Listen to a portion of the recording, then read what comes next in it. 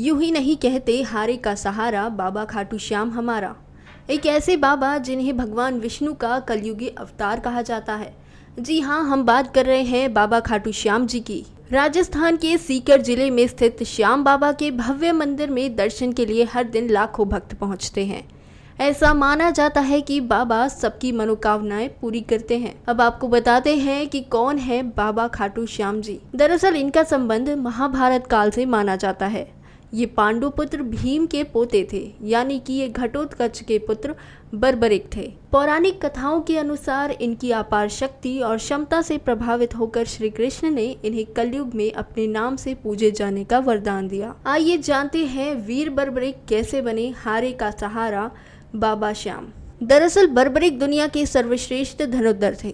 बर्बरिक के लिए 3 बाण ही काफी थे, जिसके बल पर वे कौरवों और पांडवों की पूरी सेना को समाप्त कर सकते थे। युद्ध के मैदान में भीम के पोते बर्बरिक एक पीपल के पेड़ के नीचे खड़े हो गए और ये घोषणा कर डाली कि मैं उस पक्ष की तरफ से लड़ूंगा जो हार रहा होगा। बर्बरिक की इस घोषणा से श्री कृष्ण चिंतित हो गए। श्री कृष्ण सोच में पड़ गए कि अगर कौरव हारने लगे तो बर्बरिक कौरवों का ही साथ देगा, जो कि पांडवों के लिए बिल्कुल भी अच्छा नहीं है। तब भगवान श्री कृष्ण ब्राह्मण का भेष बनाकर सुबह बर्बरिक के शिविर के द्वार पर पहुंच गए और उनसे दान मांगने लगे। बर्बरिक ने कहा, मांगो ब्राह्मण, क्या चाहिए। ब्राह्मण रूपी कृष्ण ने कहा कि तुम मुझे वो दान दे ही नहीं सकते। लेकिन बर्बरिक कृष्ण के जाल में फंस गए और कृष्ण ने उनसे उनका शीश मांग लिया। बर्बरिक ने अपने पितामह पांडवों की विजय के लिए खुद अपनी इच्छा से शीश दान कर दिया।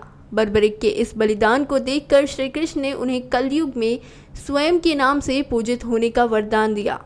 आज बर्बरिक को खाटू श्याम के नाम से पूजा जाता है और जहां श्री कृष्ण ने उनका शीश रखा था उस स्थान का नाम खाटू है। चलिए जानते हैं उनके बारे में कुछ अनजाने रहस्य। खाटू श्याम बाबा दुनिया के सर्वश्रेष्ठ धनुर्धर थे और उनसे बड़े सिर्फ दशरथ पुत्र श्री राम ही माने गए हैं। बर्बरिक देवी के उपासक थे। देवी के वरदान से ही उन्हें 3 दिव्य बाण मिले थे, जो अपने लक्ष्य को भेद कर वापस उनके पास ही आ जाते थे।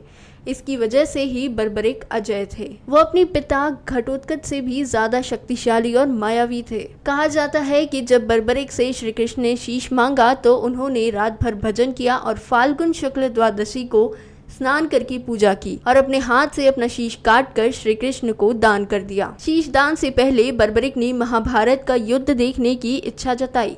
तब श्री कृष्ण ने उनके शीश को एक ऊंचे स्थान पर स्थापित करके उन्हें अवलोकन की दृष्टि प्रदान की।